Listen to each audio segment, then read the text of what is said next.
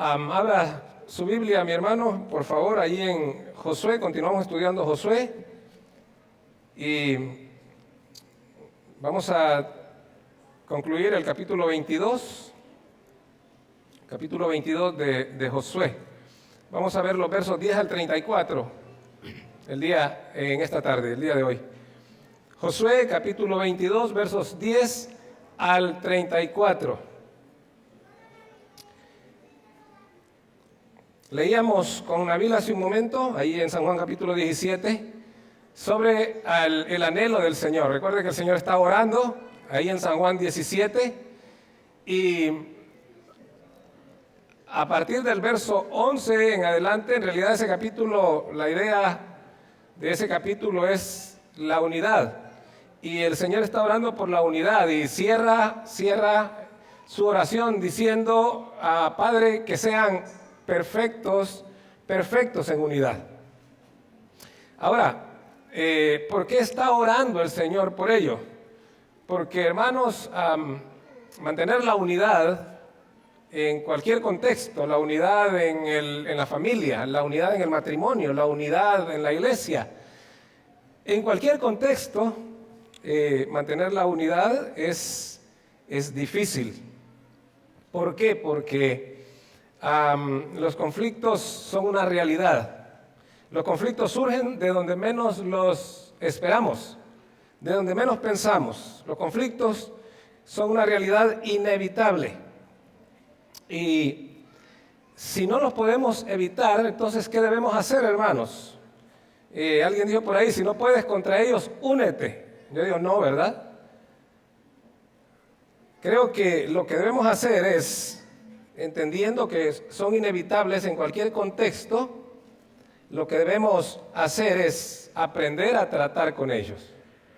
¿Cómo debemos tratar con estos conatos, con estos conflictos y fortalecer la unidad como hijos de Dios en cualquier contexto? Entonces, en esta tarde vamos precisamente a ver algunos principios, hermanos, sobre cómo fortalecer la unidad en cualquier contexto. En realidad este tema está dado, ¿verdad?, en relación con el pueblo de Dios, con Israel, con la iglesia.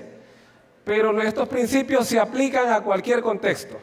Así que yo espero que usted pueda tomar algunas notas allí.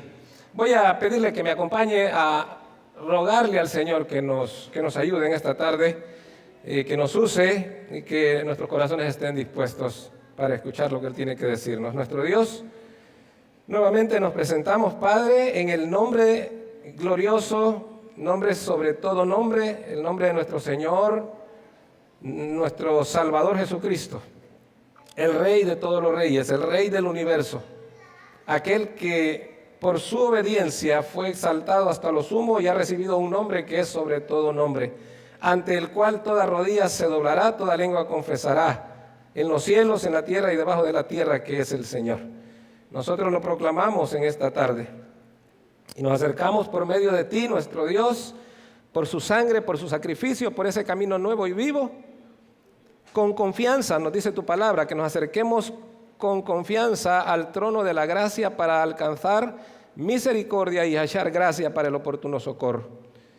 Y estoy suplicando gracia y socorro en este momento, Señor, entendiendo mi incompetencia, Señor, para decir algo que consuele, que fortalezca, que anime, que edifique a tu pueblo aquí reunido.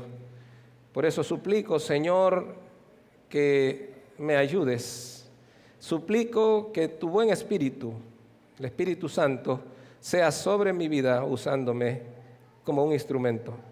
Y que tu Espíritu Santo nos ayude a todo tu pueblo aquí a estar atentos para escuchar el consejo que tú tienes para nosotros en el texto que vamos a estudiar en esta tarde.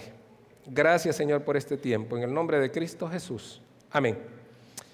Josué ha despedido a sus hermanos, lo vimos el domingo pasado con Héctor, los versos 1 al 9, y Josué reunió al pueblo, y entre ellos especialmente reúne a Rubén, a los descendientes de Rubén, de Gad y de Manasés. Y se ha despedido de ellos, y más que un general, se acerca a ellos, se dirige a ellos como lo haría un padre en cuanto a sus hijos, y les exhorta a mantenerse fieles al Señor, a cumplir los mandamientos del Señor, a andar en los caminos del Señor y a servir al Señor con todo su corazón y con toda su alma. Usted lo puede leer específicamente ahí en el verso 5 de este capítulo. Rubén, los descendientes de Rubén, de Gad y de Manasés, entonces emprenden su viaje de regreso. Han pasado ya casi 7 años en los cuales ellos cumplieron su compromiso con sus hermanos, de acuerdo a la palabra del Señor. Desde que comenzó la conquista de la tierra, ellos cruzaron el Jordán, dejaron sus familias en el lado este del Jordán y se internaron en batallas continuas en el lado oeste, en ayuda, en colaboración de sus hermanos, para que ellos obtuviesen la tierra, así como ya ellos la habían obtenido al lado este del Jordán. Después entonces de un largo viaje, finalmente llegan a las orillas del río Jordán. Los pensamientos relacionados con la exhortación de su gran líder, Josué, sin duda aún están frescos en su mente. Y ello les hace pensar que ahora, primero, el lugar de adoración al Señor, el lugar donde se encontraba el tabernáculo del Señor en Silo, está más lejos, está un poco lejos. Y además, miran el Jordán y un pensamiento asalta a sus mentes. Y es que piensan que en el futuro, ¿verdad?, podría darse una situación. Ellos piensan que en el futuro eso podría ser un factor usado por sus hermanos. Bueno, el Señor sin duda ha establecido el río Jordán como una frontera entre ustedes y nosotros. Así que ustedes son de allá y nosotros somos de acá. Así que ustedes adoren al Señor ahí y nosotros vamos a adorar al Señor acá. Esa idea al parecer cruza por la mente de ellos, que sus hermanos del oeste les impidan que sean parte de la adoración al Señor. Recuerde, según ellos, el poder del pensamiento, el poder de la imaginación, es asombroso. Ellos se imaginan, al estar allí a las orillas del Jordán, una serie de situaciones que podrían ocurrir en el futuro. Ya lo vamos a leer en un momento. Ahora, ¿cómo pueden prevenir esa posibilidad? ¿Cómo pueden prevenir esa situación? Y se reúnen y consensúan allí, ¿verdad? Socializan una idea. Y se les ocurre que la manera en cómo pueden prevenir esa posibilidad de que en el futuro sus hermanos del oeste les impidan ir a adorar al Señor en su tabernáculo o en su templo más adelante, piensan entonces que hay que edificar una réplica del altar verdadero que está en Silo, del tabernáculo. Ellos piensan que esa es la manera en la que van a evitar ese problema. Además, ya hay un antecedente. Allá en Josué, capítulo 4, versos 6, 7, 9 y 20, recuerda cuando cruzan el Jordán, Josué le dice al pueblo que elijan a 12 hombres para que esos 12 hombres tomen 12 piedras del Jordán, y una vez que han cruzado, entonces Josué dice que deben levantar esas piedras, ¿verdad?, como una especie de altar conmemorativo. Y así dice Josué: el día de mañana que vuestros hijos miren este monumento conmemorativo y pregunten ¿qué es esto? Ustedes le responden: esto representa el hecho que el Señor hizo que su pueblo, que sus padres cruzaran en seco por el Jordán. Entonces, y ellos habían estado en esa experiencia, ellos habían vivido esa experiencia.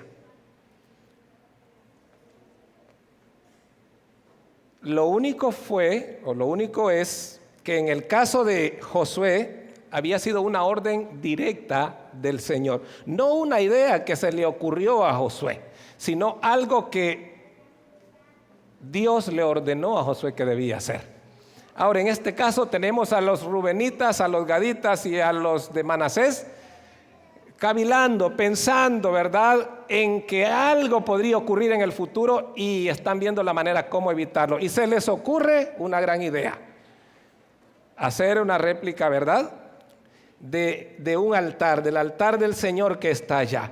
Algo que fue pensado con una buena intención, por poco llega a romper la unidad entre hermanos, desatar una guerra innecesaria y enlutar a miles de familias. A la luz de todo esto, mis hermanos, vamos a aprender aquí varios principios que debemos tener presentes y practicar si es que queremos mantener la unidad, mantener la armonía, fortalecer la unidad y la armonía. Recuerde, no solo entre nosotros, sino en cualquier contexto. Recuerde que los conflictos y las buenas ideas ocurren en cualquier contexto. El primer principio que quiero que veamos, mis hermanos, es: piensa bien lo que vas a edificar. Piensa bien lo que vas a edificar. Y dice nuestro texto: y llegando a los límites del Jordán, que está en la tierra de Canaán, los hijos de Rubén y los hijos de Gad y la media tribu de Manasés edificaron allí un altar junto al Jordán, un altar de grande apariencia.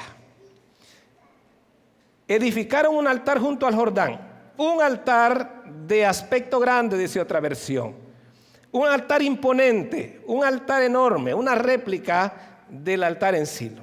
Ahora, ¿quién podría pensar que algo así, que es edificado, que es levantado con el propósito de adorar a Dios, de presentar ofrendas, podría causar algún problema? Sin duda, a los rubenitas, a los gaditas y a la media tribu de Manasés no les pasó por la mente eso.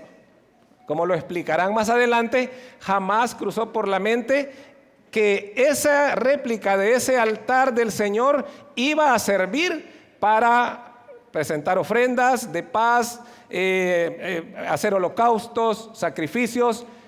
Era simplemente un altar conmemorativo. Ellos lo van a explicar después. Sin embargo, no siempre, mis hermanos, no siempre las buenas intenciones, como en este caso, traen buenos resultados. No siempre las buenas intenciones traen buenos resultados. Una mentira dicha con la intención de proteger a alguien, ¿sabe qué?, no tendrá un buen final. La mentira es mentira. Si decimos una mentira, esa mentira tenemos que sostenerla con otra mentira. Algunas personas piensan que podemos decir una mentira ahorita y luego de esa mentira puede salir una verdad. Jamás ocurre así. Pero muchas personas con la buena intención de proteger a alguien usan de mentira. Al final se dan cuenta que las cosas no terminan bien. Cónyuges que se ocultan cosas para no afectar al otro. Dicen, no le voy a decir esto, no le voy a compartir esto, ¿verdad? Porque no quiero, ¿verdad?, que ella se sienta o que él se sienta. Al final, estos cónyuges terminarán en dificultades. Padres que sobreprotegen a sus hijos porque no quieren que ellos pasen lo que yo pasé, que vivan esas cosas duras que yo viví, esas situaciones amargas que yo viví. Entonces los sobreprotegen, no los dejan desarrollarse. Voy a construir una casa aquí al lado mío, ¿verdad? Aquí está mi casa y aquí una porque quiero tenerte cerca porque no quiero que nada te haga daño. Dios ha establecido las cosas, mis hermanos, de tal manera que simplemente hay que seguirlas, hay que obedecerlas. El hombre dejará a su padre y a su madre, se unirá a su mujer y serán una sola carne. El hombre dejará, no dice abandonará, se olvidará, no, pero dice que debe apartarse con su esposa. Pero muchos padres no entendemos eso. Queremos tener a nuestros hijos por los siglos de los siglos ahí porque no queremos que les pase nada. Ese altar no es la voluntad del Señor. Ese asunto no es la voluntad del Señor. Este altar que edificaron los hijos de Gad, los hijos de Rubén y los hijos de Manasés, fue un altar edificado, hermanos. Edificado, ¿sabe qué? ¿Sabe sobre qué fundamento fue edificado? Y en la mañana hablaba de fundamentos. Fue edificado sobre conjeturas y presuposiciones. Ellos dijeron, nosotros lo hicimos porque pensamos que podría, y muchos edificamos altares en diferentes aspectos de nuestra vida sobre esa base.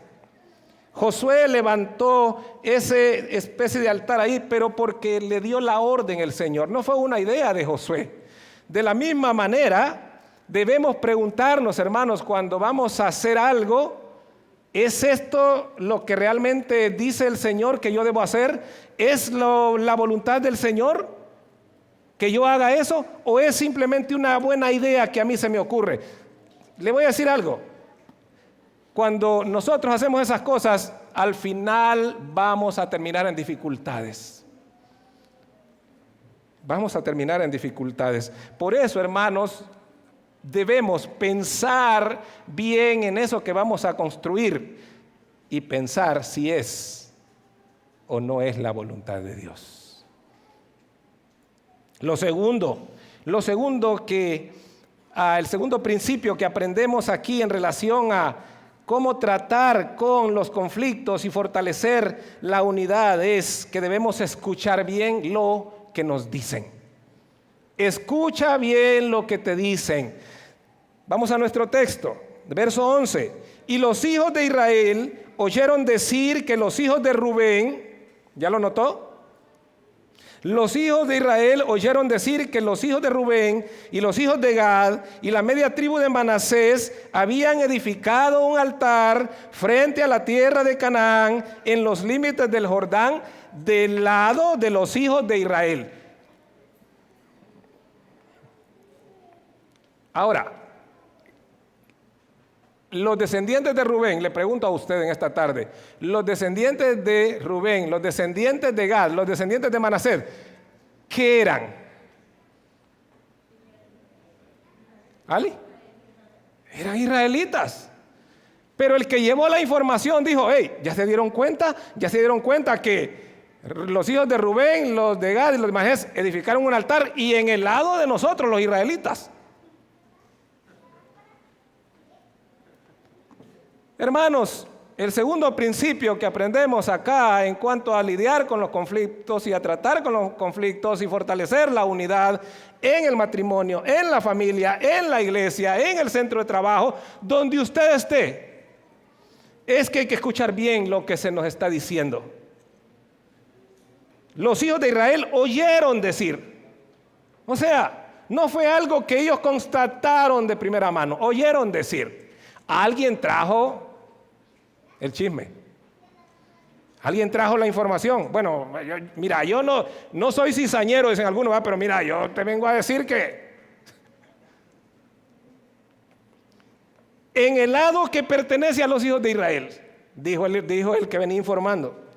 Santiago capítulo 1, verso 19, hermanos, nos habla de este principio.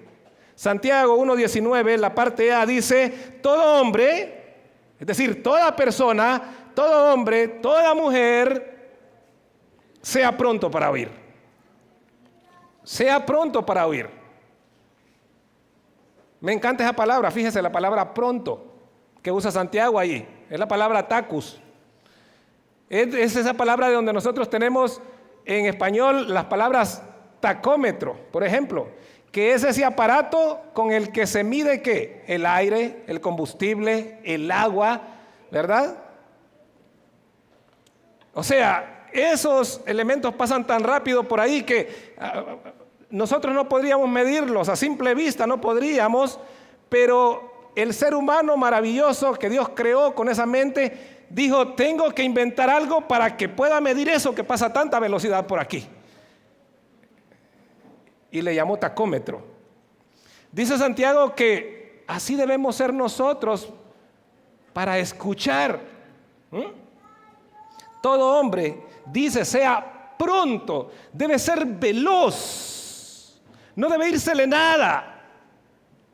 Cuando alguien está diciéndole algo, tiene que mirar sus ojos, tiene que mirar su rostro, tiene que ver sus ademanes, tiene que observarlo. Porque no podemos estar mintiendo, hermanos, no podemos estar mintiendo. Bueno, hay algunas personas que desarrollan esa habilidad, pero normalmente cuando alguien está mintiendo, hermano, no puede. Mírame a los ojos y decime eso. O sea, ya te escuché, pero mírame a los ojos y decímelo aquí a los ojos, mírame a los ojos, ¿verdad? Si está mintiendo no va a poder hacerlo. Todo hombre debe ser pronto para oír, dice Santiago. Debemos tener presente, hermanos, que no todo lo que escuchamos es exactamente como pensamos. Si alguien nos dice e inmediatamente nuestro cerebro comienza a formarse una idea. Eso se da en la enseñanza, en la escuela. ¿Sí? Estoy pensando, dice el maestro, en una cosa deliciosa, anaranjadita. Dice el niño, es una manzana gala. ¿Sí? Otro dice, no, ¿verdad? Es una mandarina. No, es una naranja. Y comienzan, y el profesor dice, no, yo estoy pensando realmente en esto. ¿Sabe? Eso es lo que hace la mente. Percibimos algo y luego nuestra mente comienza a procesar. Y un montón de cosas. ¿Recuerda cómo empezamos ahorita? Los hijos de Rubén llegaron a las orillas del Jordán y se pararon y dijeron, hermanos, ¿y qué tal si el día de mañana... Y comenzó a volar su mente, hermano, comenzó a volar y qué tal si no podemos cruzar, qué tal si no nos dejan cruzar, qué tal si no nos dejan ir a adorar allá, qué tal si... Y hermano, hicieron un gran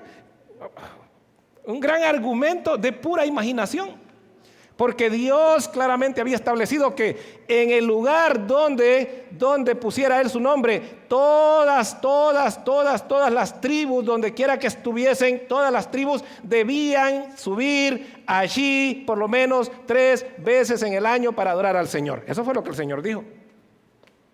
No dijo, bueno, los que están todos los que están de este lado del Jordán deben subir 3 veces. Los que están del otro lado del Jordán, bueno, miren, bien lejos eso.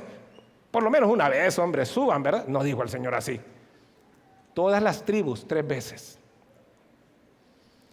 Debemos entonces tener presente que no todo lo que escuchamos es exactamente como pensamos. El Señor en Lucas capítulo 8, verso 18, nos dice, miren bien cómo escuchan. Miren pues cómo escuchan, dice el Señor. Porque el Señor está hablándoles y hay gente que no comprende. El Señor usaba un lenguaje tan sencillo. El sembrador salió a sembrar, ahí en Lucas capítulo 8, la parábola del sembrador. El sembrador salió a sembrar. ¿Quién no sabe eso? Estaba tratando con granjeros, estaba tratando con agricultores. Ven en pos de mí, te haré pescador de hombres. Está tratando con pescadores. ¿Cómo no van a entender eso? Pero había gente que no entendía. Por eso el Señor dice, miren pues cómo escuchan, miren bien cómo escuchan. Mis hermanos, muchas veces la información es afectada por la persona que le entrega, por los intereses de esa persona y hasta por la forma de compartirla. Puede ser que le exagere. Proverbios capítulo 13, verso 17 dice que el mal mensajero acarrea desgracia y que el buen mensajero trae salud. Trae bienestar el buen mensajero, pero el mal mensajero trae desgracia. La información puede ser exagerada, puede ser deformada más de lo que en realidad es. Cuando se trata de lidiar con los conflictos, como en este caso, mis hermanos,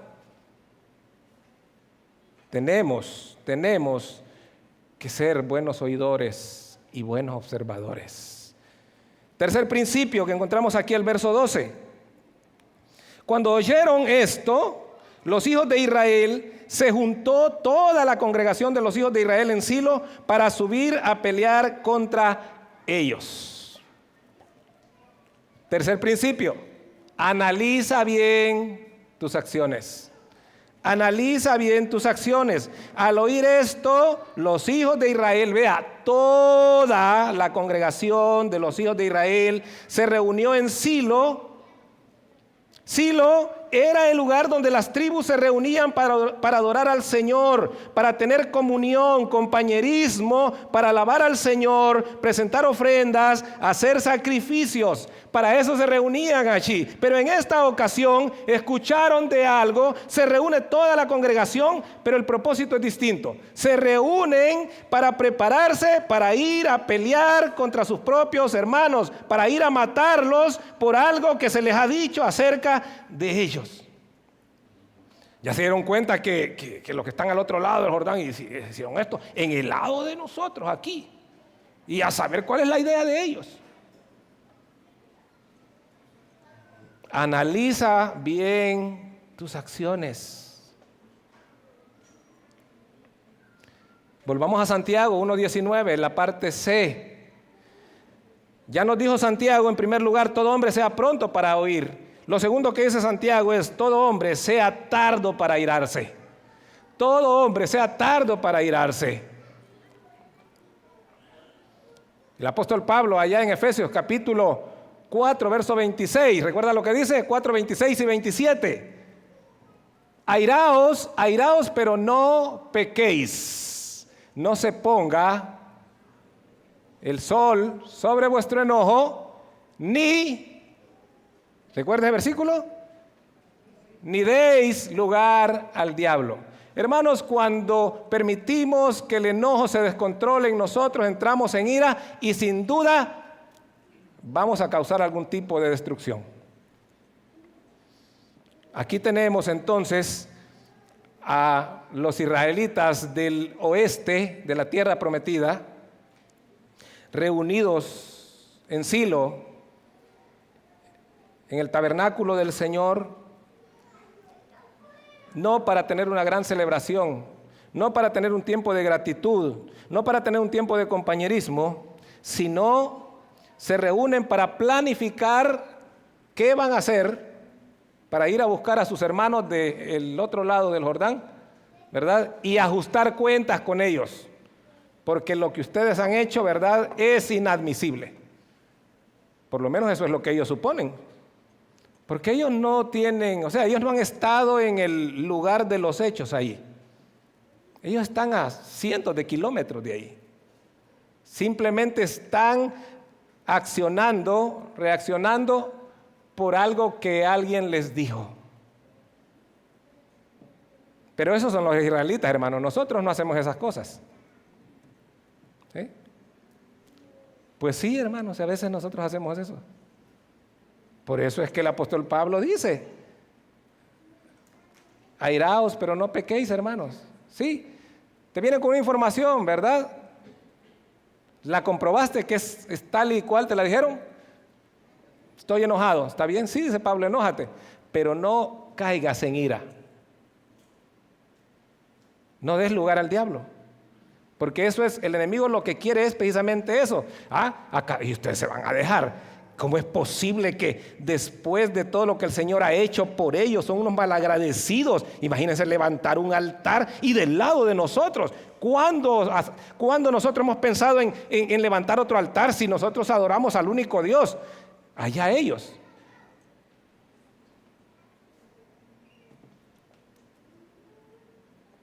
Y hay una reacción violenta de parte de estos contra sus propios hermanos. Analiza bien tus acciones. Piensa, reflexiona. No te apresures, no te aceleres simplemente por algo que has escuchado. Recuerda a tu hermano. Recuerda que es tu hermano, recuerda que es tu cónyuge, recuerda que son tus hijos. A veces alguien viene, hermanos, con asuntos de nuestros hijos, a contarnos cosas de nuestros hijos. Y a veces nosotros le damos más crédito a alguien, ¿verdad? En lugar de, y comenzamos, ¿verdad?, con nuestro hijo, a maltratarlo, a golpearlo verbalmente. Y después Después que hemos hecho todo eso, yo creo que tengo que averiguar bien lo que me dijo aquella persona, me voy a averiguar. Y muchos padres nos hemos terminado dando cuenta que o sea, no era totalmente cierto todo lo que esa persona nos vino a decir. Que había algo de verdad allí, pero no era todo, no era toda la realidad. Maltratamos a nuestro hijo, le dijimos un montón de cosas. En lugar de sentarnos con él y decirle, hija, ven, sentate. Esto y esto me dijeron. A ver, quiero escucharte a ti. Tu palabra, lo primero es lo que tú me digas. Dime, esto y esto me dijeron. A ver, quiero escucharlo de ti. Y nuestros hijos, hermano, cuando nos acercamos a nuestros hijos de esa manera, pues mira, papi, esto y esto sí, pero esto y esto y esto no es cierto, papi. Esto y esto sí. ¿Verdad? Pero a veces, como digo, maltratamos verbalmente a nuestros hijos, maltratamos verbalmente a nuestro cónyuge. En lugar de acercarnos, ¿verdad?, pedirle tranquilidad al Señor, acercarnos, hablar con ellos y corregir lo que hay que corregir. Muchos padres golpean a sus hijos primero y después se dan cuenta que las cosas no eran así y después ya golpearon a su hijo. Pero más que los golpes físicos, sus hijos tienen un resentimiento terrible contra los padres porque dicen, me golpeó sin siquiera preguntarme, sin siquiera sentarme y preguntarme si eso que escuchó era cierto o no. Debemos tener cuidado, hermanos. Hay que analizar bien las acciones. Cuarto principio.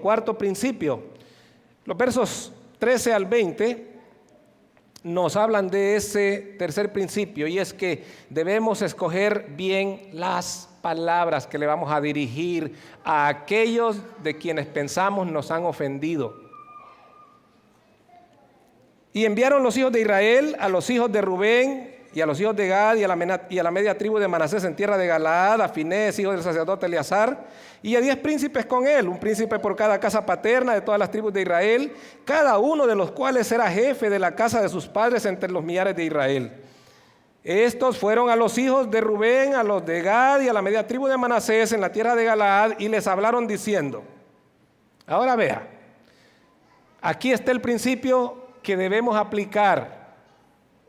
Vea lo que dice el verso 16. Toda la congregación de Jehová dice así. Escuche, trate de ubicarse ahí en el versículo. Toda la congregación de Jehová dice así. ¿Qué transgresión es esta con que prevaricáis contra el Dios de Israel para apartaros hoy de seguir a Jehová, edificándoos altar para ser rebeldes contra Jehová? ¿No ha sido bastante la maldad de Peor, de la que no estamos aún limpios hasta este día, por la cual vino la mortandad en la congregación de Jehová, para que vosotros os apartéis hoy de seguir a Jehová? Vosotros os rebeláis hoy contra Jehová, y mañana se airará él contra toda la congregación de Israel. Si os parece que la tierra de vuestra posesión es inmunda, pasaos a la tierra de la posesión de Jehová, en la cual está el tabernáculo de Jehová, y tomad posesión entre nosotros, pero no rebeléis contra Jehová, ni os rebeléis contra nosotros, edificándoos altar además del altar de Jehová nuestro Dios. ¿No cometió Acán, hijo de Zera, prevaricación en el anatema, y vino ira sobre toda la congregación de Israel? Y aquel hombre no murió solo en su iniquidad, no, se llevó a un montón con él. ¿Sintió el tono, cómo vinieron estos hermanos ahí? Toda la congregación de Jehová dice así. ¿Qué transgresión es esta con que prevaricáis contra el Señor?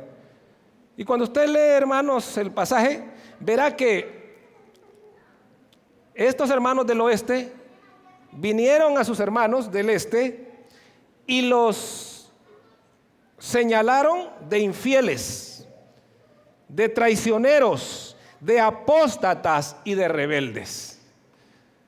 Así vinieron. Ustedes son unos infieles, le dijeron. Toda la congregación del Señor, ¿verdad? Dice esto, ustedes son unos infieles, son unos traidores, son unos apóstatas, son unos rebeldes. Por eso el principio. Escoge bien tus palabras. De manera impulsiva, los israelitas del oeste acusan a sus hermanos de prevaricadores. Prevaricar es traidor. Es decir, de traidores, de apóstatas, alguien que abandona la fe, que renuncia de la fe. El Nuevo Testamento nos habla mucho de la apostasía. Personas que han estado por años en la iglesia, hoy estamos padeciendo mucho de ese problema. Hombres creyentes que han estado por años, que han sido emblemáticos en el reino de Dios, hoy en día, hermanos, ¿cómo se están renunciando? Eso se llama apostasía, es renunciar de la fe. Los son acusados de abandonar la fe y de rebeldes, de rebeldía, es decir, eso es lo que Dios dice que debemos hacer, pero nosotros no queremos hacer eso. Eso es rebeldía. Yo voy a hacer esto es lo que a mí me parece y esto es lo que voy a hacer. Es hacer lo que a mí, lo que yo pienso que es lo mejor.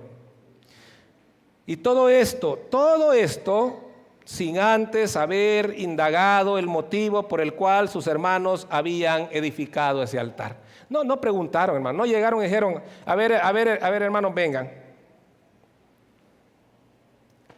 Esta es la información que tenemos. Bueno, y ya estamos viendo aquí la verdad. O sea que sí era verdad que ustedes edificaron un altar. Ahora, hermanos, quieren tener la cortesía de explicarnos por qué ustedes hicieron eso. ¿No? Llegaron, hermanos, y como decimos, de primas a primeras, ¿sí? De primas a primeras, ustedes son unos infieles, traidores, apóstatas y rebeldes. Y ese es el don de misericordia de estos hermanos, ¿verdad? No, hermanos, no podemos esperar, hermanos, no podemos esperar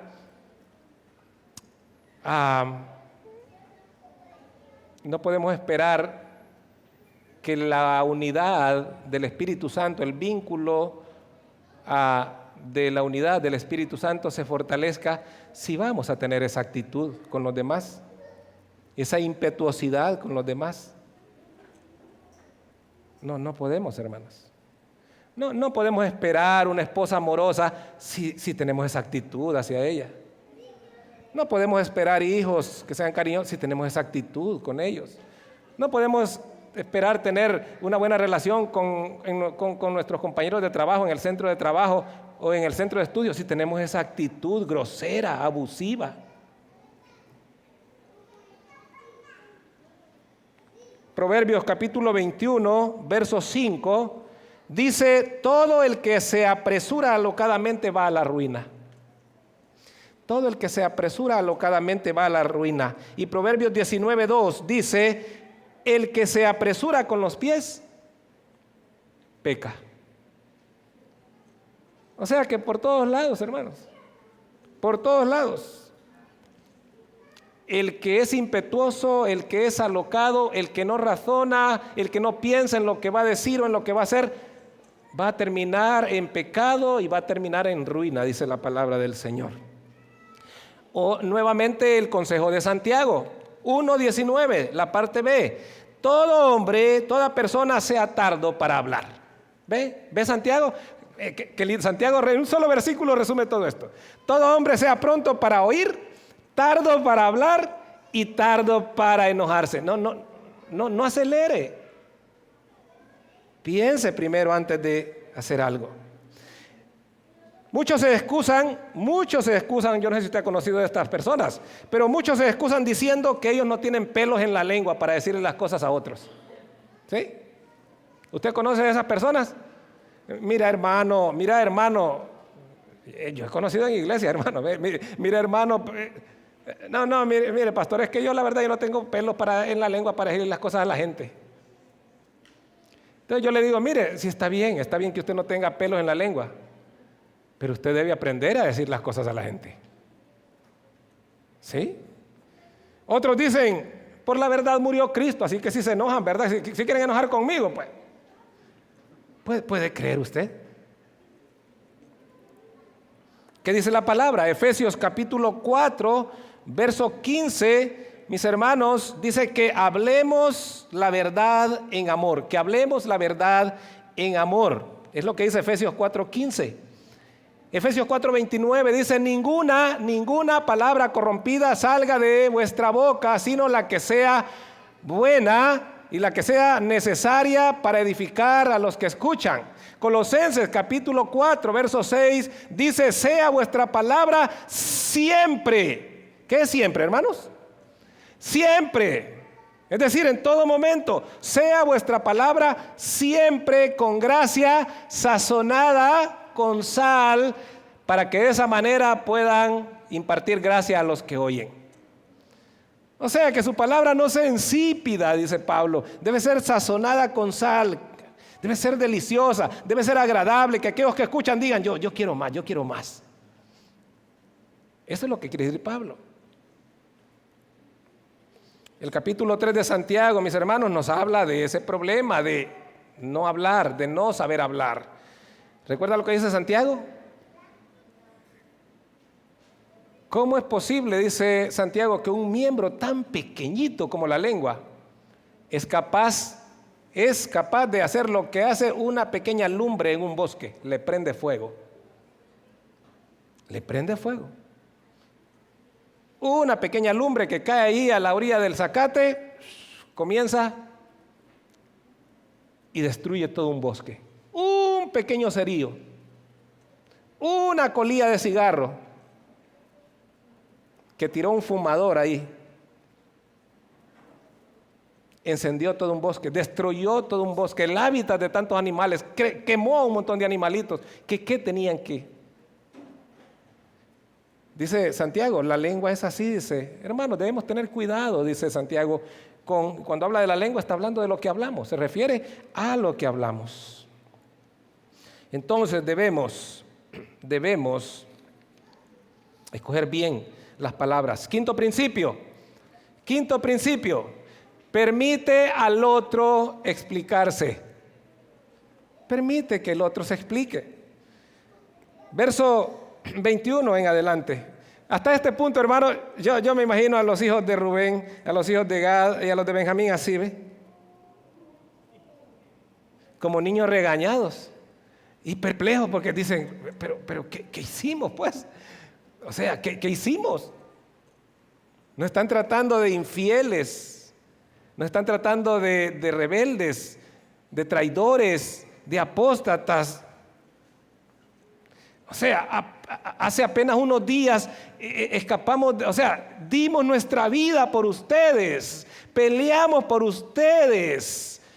Les hemos dedicado 7 años de nuestra vida, 7 años que dejamos nuestras esposas, nuestros hijos, nuestros bienes allá al otro lado del Jordán para pelear por ustedes. Y nosotros íbamos al frente de ustedes poniendo el pecho por ustedes. No lo dijeron todo eso, hermanos, pero eso exactamente es lo que hicieron los hombres de Rubén, de Gad y de Benjamín. Lea usted el texto, dice que ellos pasaron primero adelante del ejército. Y vienen sus hermanos después que ellos vienen marcados, hermanos, con cicatrices de todo tipo. Y vienen y les dicen todo esto. Pero ahora ha llegado el momento. Quizá uno de ellos levanta la mano y dice: hermano, ¿nos permites que hablemos, verdad? ¿Nos das permiso de hablar? Sí, está bien, ¿verdad? Y dice entonces los hijos de Rubén y los hijos de Gad, estamos en el verso 21, hermanos. Y la media tribu de Manasés respondieron y dijeron a los cabezas de los millares de Israel: Jehová Dios de los dioses, Jehová Dios de los dioses, Él sabe y hace saber a Israel si fue por rebelión o por prevaricación contra Jehová. No nos salves hoy. Si nos hemos edificado altar para volvernos de en pos de Jehová, o para sacrificar holocausto su ofrenda, o para ofrecer sobre él ofrendas de paz, el mismo Jehová nos lo demande. Mis hermanos, y lo primero que ellos hacen es invocar como testigo, como el primer testigo de sus acciones, al Señor. ellos, mira, espérate, vamos a, vení hermano, vení hermano, expliquémosle aquí. El primer testigo al que queremos nosotros apelar, dicen estos hermanos, es al Señor. Él conoce nuestro corazón. Él conoce por qué hicimos esto. Que lo hicimos, o sea, quizás no pensamos en las consecuencias, somos culpables de eso. Pero en cuanto a intención, en cuanto a motivación, el Señor sabe. Jamás. ¿Cómo vamos a darle la espalda al Señor? ¿Cómo vamos a ser infieles al Señor? ¿Cómo vamos a traicionar a nuestro Señor? ¿Cómo vamos a adorar a otro Dios? ¿Cómo? Si Él es el que nos ha dado todo, Él nos ha bendecido, Él nos ha guardado, Él nos ha dado las victorias, Él ha hecho tantos milagros en medio de nosotros, ¿cómo podríamos nosotros traicionar al Señor? ¿Cómo podríamos? Lo hicimos más bien, dice el verso 24, por temor de que mañana, ve, ahí está. Vuestros hijos digan a nuestros hijos, ¿qué tenéis vosotros con Jehová, Dios de Israel? Jehová ha puesto por lindero el Jordán entre nosotros y vosotros. Están hablando los hijos de los israelitas del oeste. Jehová ha puesto por lindero el Jordán entre nosotros y vosotros, oh hijos de Rubén e hijos de Gad, No tenéis vosotros parte en Jehová, y así vuestros hijos harían que nuestros hijos dejasen de temer a Jehová. Por eso dijimos, edifiquémonos ahora un altar, no para holocausto, ni para sacrificio, sino para que sea un testimonio entre nosotros y vosotros, y entre los que vendrán después de nosotros, de que podemos hacer el servicio de Jehová, es decir, adorar al Señor, presentar nuestras ofrendas, nuestros sacrificios delante de Él, nuestros holocaustos, allá en su casa.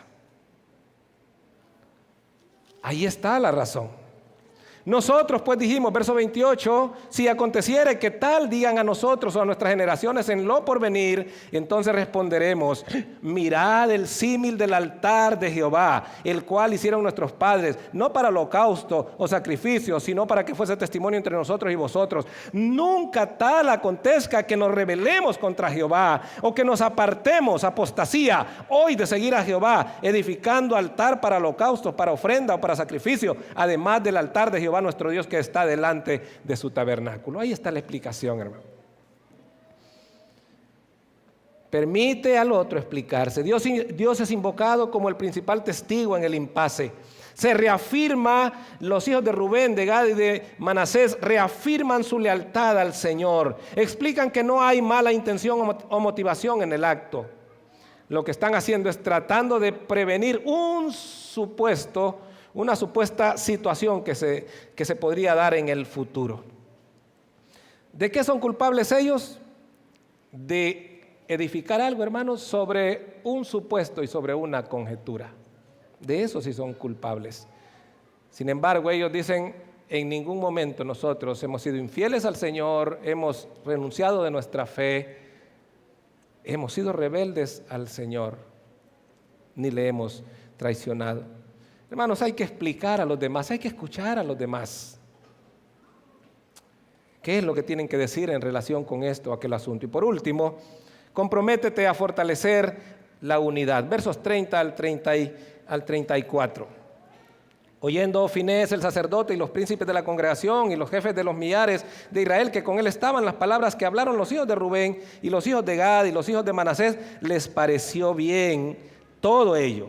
Y dijo Finés, hijo del sacerdote Eleazar, a los hijos de Rubén, a los hijos de Gad, a los hijos de Manasés: hoy hemos entendido que Jehová, hasta entonces, eso tenían que haberlo hecho antes, consultar a Jehová. ¿Qué debemos hacer, Señor, ante esta situación? Hoy hemos entendido que Jehová está entre nosotros. Hermanos, ustedes no son traidores, ni apóstatas, ni rebeldes, ni infieles. Ya lo dijimos, ¿verdad? El Señor nos ha hecho entender.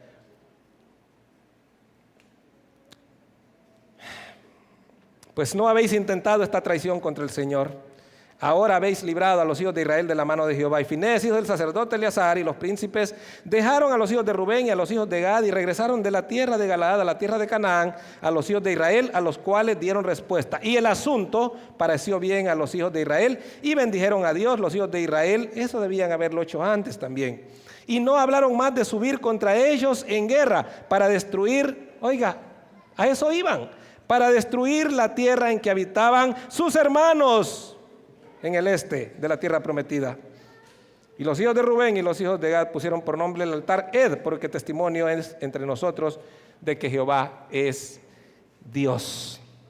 El apóstol Pablo allá en Efesios capítulo 4 versos 1 y 3 dice: yo pues preso en el Señor os ruego que andéis como es digno de la vocación con que fuisteis llamados, solícitos en guardar la unidad del Espíritu en el vínculo de la paz. En San Juan capítulo 17 verso 23, el anhelo y oración de nuestro Señor al Padre, su oración al Padre fue para que sean perfectos en unidad, que estos que tú me has dado, Padre, sean como tú y yo, perfectos en unidad. La clave del poder de la iglesia primitiva, mis hermanos, se debía al mover del Espíritu Santo en medio de ella, pero a la fuerte unidad que había entre ellos. Mis hermanos, los conflictos siempre van a estar, y cuando se trata de los hijos de Dios, hermanos, no podemos esperar otra cosa. ¿Recuerda lo que dice la palabra? Que no tenemos lucha contra sangre y carne, sino contra principados, contra potestades, contra gobernadores de las tinieblas de este siglo, contra huestes espirituales de maldad, y que el diablo como león rugiente anda alrededor viendo cómo destruir, buscando a quien devorar. Hermano, no debemos engañarnos, pensar que no, ¿verdad? No. Los conflictos son una realidad con la que tenemos que convivir. ¿Qué vamos a hacer? Debemos saber cómo tratar con ellos. Gracias al Señor, aquí no hubo ningún muerto, aquí no hubo ningún pueblo dividido, no hubieron familias divididas, no hubieron familias enlutadas. Gracias al Señor por ello. Pero hermanos, que el Señor nos ayude a nosotros a tener presente estos principios, porque entre nosotros el enemigo va a estar tocando la puerta ahí de vez en cuando, viendo cómo nos pone unos contra otros. ¿Qué vamos a hacer? Regrese allí a Josué capítulo 22, a ver, el principio sí, tengo que aprender a escuchar, tengo que tener cuidado no apresurarme, tengo que escoger las palabras, tengo que ser un número en fortalecer la unidad. Regrese allí, dígale: Señor, ayúdame a ser un instrumento para fortalecer la unidad en medio de tu pueblo. Nuestro Dios, gracias por su palabra en esta tarde. Que el Espíritu Santo nos ayude a guardarla en nuestra mente y también en nuestro corazón, y nos ayude para ponerla en práctica, Señor. Porque solos no podemos, sin el poder del Espíritu Santo no podemos, Señor. Así que suplicamos la presencia del Espíritu Santo, el control, la autoridad del Espíritu Santo, porque ya Él está en nosotros, pero necesitamos que Él esté controlando, gobernando nuestra vida, para que podamos obedecer su palabra. Gracias por aconsejarnos, por enseñarnos en esta tarde. Gracias le damos en nombre de Cristo Jesús. Amén. Amén.